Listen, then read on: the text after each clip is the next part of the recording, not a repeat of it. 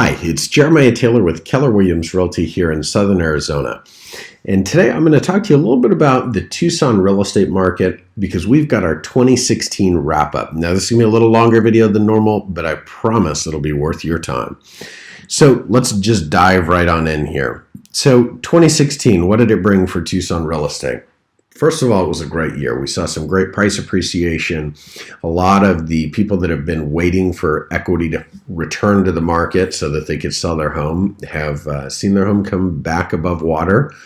Granted, we still have some people that have room to go, but overall, we're in a pretty healthy market here. So let's start by looking at our total sales volume. So for the month of December, it was $278,489,000. For the month of November, it's $275,287.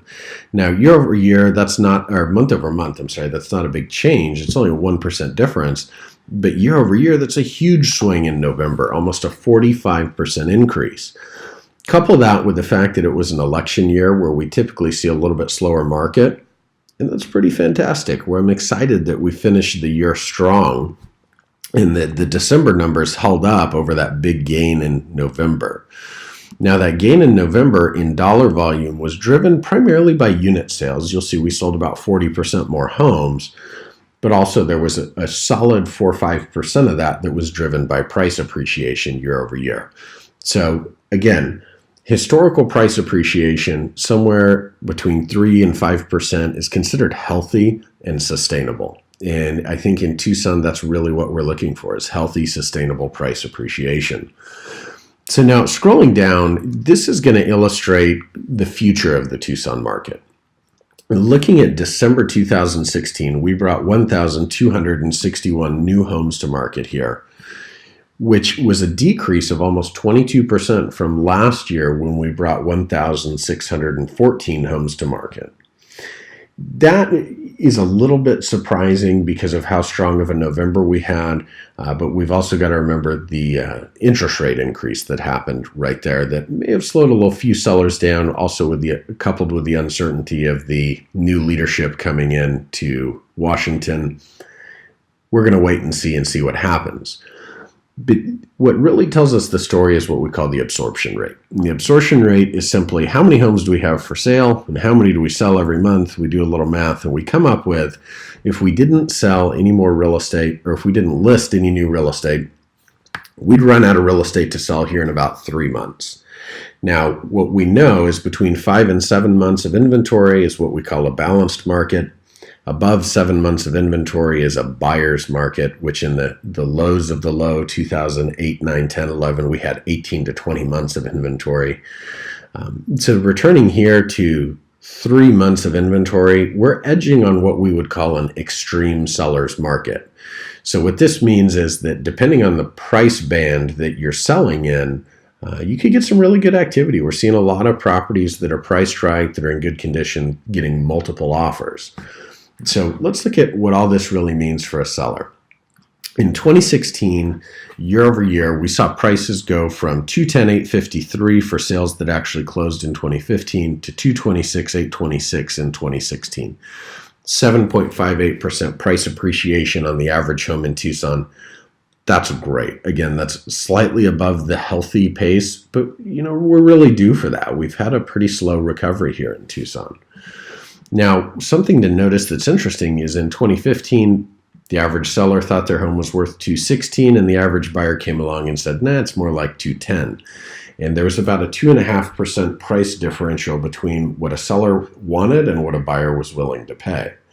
Now in 2016, and this is really going to be driven by a function of the limited inventory, a seller typically was listing around $227,900. And a buyer was willing to pay basically their price. There's only about a 0.5% price differential.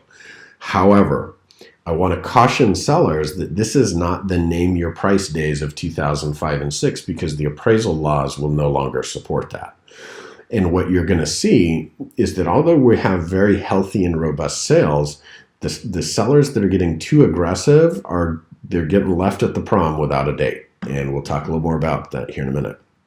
But let's look where the meat of the market's moving. So between $140,000 to $159,900, that $20,000 price band is one of the most active bands, and that's 166 homes sold. Now, what we know historically is between 120 to 180. That's the meat of the market in Tucson. But then we look here and we see between 200 and 249.9 is where the majority of the sales happen. Now, there's only a 2-sale differential. I just want to explain this to you. This is the function of what inventory does in our market. So if we look at this slide that shows you active listings by price, well, you'll see there's a clear difference that from 200 to 250, there's 532 homes for sale, whereas in 140 to 159, there's only 236. So I want to explain what that feels like. So you're a buyer and you're looking at 200 to 250, you literally have 3 times as many choices, or I'm sorry, 2.5 times as many choices as the buyer that is looking in the 140 to 159.9 range. Now, the interesting thing is there's about the same number of buyers looking for those houses. So when you have the same number of buyers and less than half the choices, that's where we're seeing so many multiple offers in this 140 to 159.9 range. So if I'm an investor and I'm looking to flip a house maybe, I want to buy something that this is the range I'm going to be selling it in, because I'm going to have the ability to get multiple offers, get them competing, and run the price up. This range, this is good. This is healthy. If we look at this, 166 into 236 homes, that's like a month, 1.8 months of inventory.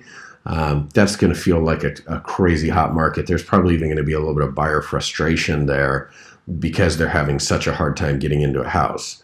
Now, 200 to 249.9, 532 pieces of inventory, 168 sold. There's still going to be some competition for the best homes in that price point. The ones that are, they're brought up to date with current features, they're well staged, and the agent does a great job marketing them. Now, even with the low inventory, even with everything going on, believe it or not, there's still homes that don't sell. In just here, December 2016, we had 239 homes that the listing expired, 276 homes that the listing canceled, and 60 that were just pulled off the market temporarily. So to put that in perspective, let's go back up here. We only had 1,229 homes sell and 1,261 new listings come to market. So nearly half as many listings came to market didn't sell. And this is the tale of why pricing and marketing matters and why hiring the right agent matters. If you overprice the house, you get a little greedy as a seller, or the agent takes, camera phone photos or doesn't do a great job marketing it and exposing the home online, you're going to get left at the prom without a date. Hope this information finds you useful. If you have any questions, please don't hesitate to reach out. Again, it's Jerimiah Taylor with Keller Williams here in Southern Arizona.